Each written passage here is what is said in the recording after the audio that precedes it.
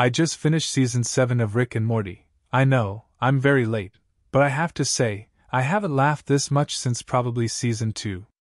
I didn't notice the voice changes even though I'm well aware of it, and the fact that you didn't notice the change shows you that hardly anything has changed. I think, so far, the writing and pacing have been better paced compared to the last couple seasons. Though, like in Unity, there are times when the references to previous episodes go on for too long, but I still appreciate them. The throwaway characters are so hilarious.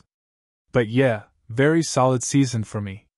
It's like they were aware of the noticeable lack of B-plots this season.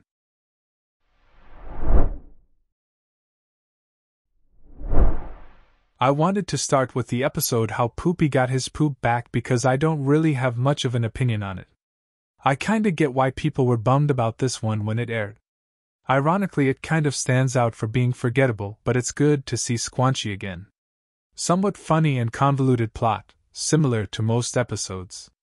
The post-credits scene ending with the lawnmower was very funny, in my opinion.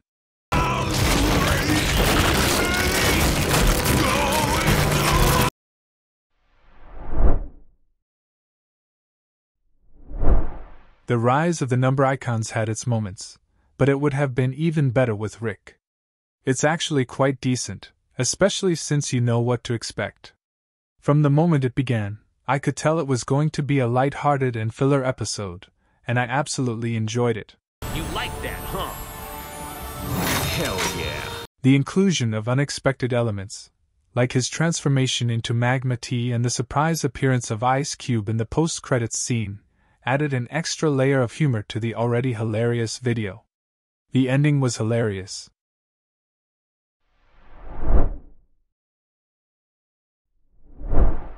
I think Wet Quatta Mortican Summer had a surreal quality to it, kinda like a fever dream. Morty's behavior at the start of the episode was a little annoying. Yet another episode where his attempts to impress a girl go awry. God, what the fuck? No thank you. The fact that the Quatos could only utter the phrase "open your mind" was hilarious. I found it a bit confusing when Rick mentioned that Summer reminds him of Diane and that's why he respects her, but he treats Morty differently, almost like a loyal companion who follows him everywhere. The fact that Summer goes out with the woman she saved at the end makes me think she might come back in later seasons.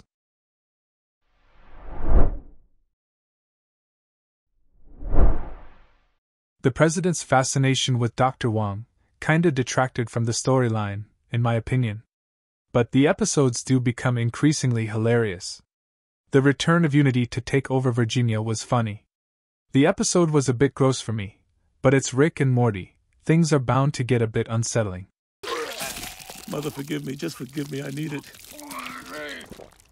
The subplot involving Dr. Wong's interactions with the president was difficult for me to interpret, as it appeared that he was attempting to flirt but not succeeding, given Dr. Wong's typically stoic and monotonous demeanor.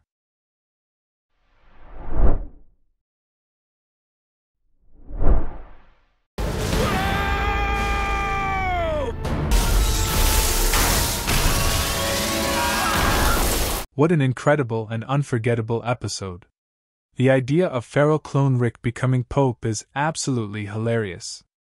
The entire portrayal of Rick in survival mode was quite intense.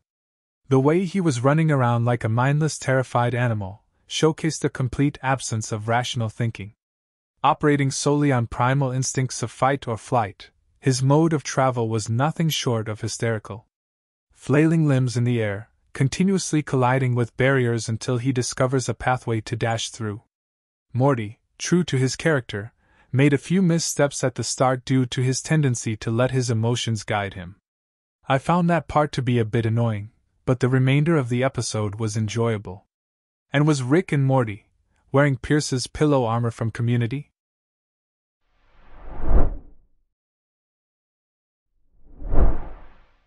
Nothing could have prepared me for what my eyes saw. The post-credits scene reintroducing Memory Rick. Oh, hey, Memory Rick! Building more sculptures out of springs and gears? Fuck off, Memory Gene! This one is good. It immediately surpasses the first episode. From the title alone, the content was not what I anticipated. It had more of a Freaky Friday vibe.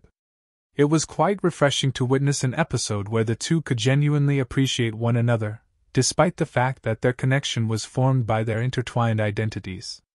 I found Jericho quite entertaining but absolutely horrifying. The moment Rick decided to end his own life just 5 seconds after inhabiting Jerry's body had me in tears. An excellent episode that beautifully showcases the intricate bond between Jerry and Rick, a relationship that has been subtly alluded to numerous times in the series. The dynamic in the show is truly exceptional, particularly in how it developed organically over time.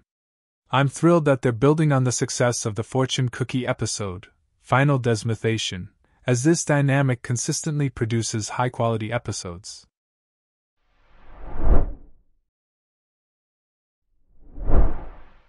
I think Rick Finding Your Mort is simply one of the funniest episodes of this season.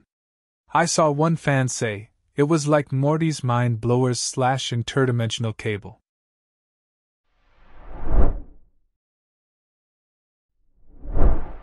I absolutely loved Unmortrican. In my opinion, that episode was the peak of their work. From the captivating introduction of Evil Morty's backstory to the thrilling conclusion of Rick's victory over Rick Prime, this episode was flawlessly executed, leaving no room for disappointment. The inclusion of the familiar song from Rick Potion No. 9 added an extra touch of nostalgia and made the experience even more enjoyable. It quickly became clear to me that this particular episode was going to hold a special place in my favorites. But by the end of it, I was absolutely certain that it had become my new favorite episode. This episode was truly impressive, with an incredible amount of dedication and attention to detail evident in every single frame. I couldn't be happier with the way the writers handled Rick's quest for revenge. Also, "Should I grab the net?" is a line that deserves more recognition for its comedic value. Oh shit! Evil Morty! Should I grab the net? Yes! With the demise of Rick Prime, like some fans, I can't help but wonder about the identity of the next central antagonist. Will Evil Morty step up to the plate, or will we see a rotation of new adversaries on a regular basis? It's disappointing that we probably won't see a real-life Diane Sanchez in this show. I enjoyed this episode, although I was surprised by Rick Prime's early death in the series.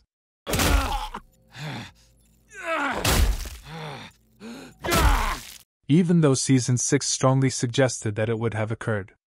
Just like Rick, we finally got what we've been eagerly anticipating, a serialized episode that not only advanced the storyline, but also brought it to a satisfying conclusion. And to make it even better, we got to see both Prime Rick and Evil Morty in action. It was a truly satisfying experience. I don't feel unfulfilled because although I thoroughly enjoyed this storyline, it's not the reason I became interested in the show. We were already fans long before this storyline became popular, just like Rick had a life before his traumatic experience. He is not defined by Prime in the same way we do not solely enjoy the show for this storyline.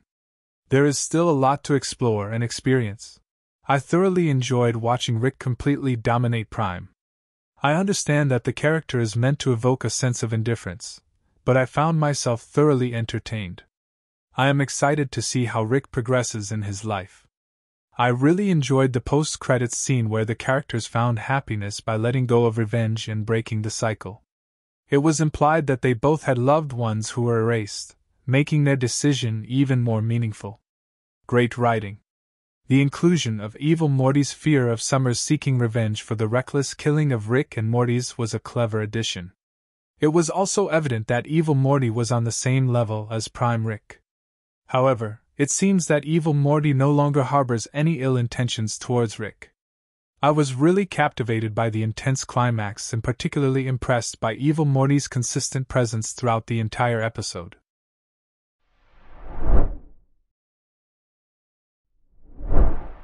I saw someone say that people are misinterpreting the ending of Fear No Mort. Rick is making his way past Diane, so he quickly returns to the hole. However, he's not planning to jump in. Instead, he wants to hang up Morty's photo. Morty's concern about being replaced is unnecessary since Rick holds a special place for him, just like he does for Diane. I was genuinely impressed by the depth Mort explored in Morty's character and his perception of Rick. This season has definitely become one of my favorites, despite a few episodes that didn't quite hit the mark. I would contend that he indeed demonstrates indications of significant growth in various aspects, yet it remains within the framework of his youthful mindset.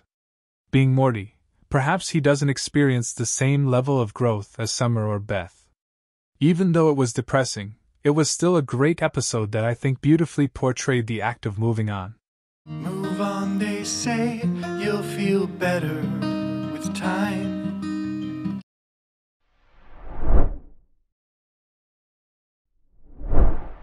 This last one is a timeless and hilarious Rick and Morty episode, albeit with a touch of melancholy. It's the ideal illustration of what we enjoy witnessing on the show. I saw people say this brought back memories of the Vat of Acid episode, where they had to fill in a few minutes of content without audio recordings and they did the Morty time traveling remote thing. The flashback sequence was absolutely fantastic, especially with the incredible song that was playing. I came across an interesting observation online. It turns out that the man whose funeral Morty attended in the beginning actually appeared in that flashback. He was the spouse of the man from the flashback's one true love, whom she ended up divorcing. Speculating that he took his own life due to that. This episode of Ethical Consumption is a truly fascinating topic and a great talking point. That is my opinion on Rick and Morty Season 7. Better late than never. But I would like to hear yours. Which one was your favorite episode? Don't forget to like and subscribe. Lastly, turn on post notifications by clicking that bell so that you won't miss it when I post another video. Thanks for watching.